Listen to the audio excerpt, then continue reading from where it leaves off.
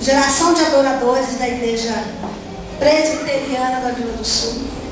Fique de pé, por favor. Amém. Também da Igreja Batista. E o pastor? Pastor da igreja? Amém. Sejam bem-vindos, meus irmãos.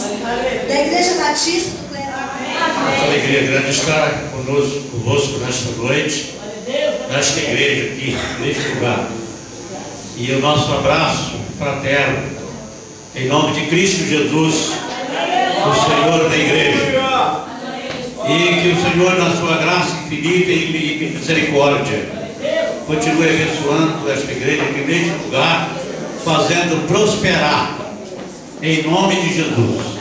Nós estamos aqui com o nosso grupo lá de Vila do Sul, as crianças, nós temos aí crianças até de 6 anos de idade, e então nós gostaríamos que a igreja estivesse intercedendo por nós, intercedendo por este grupo, porque os pais dessas crianças não são evangélicos.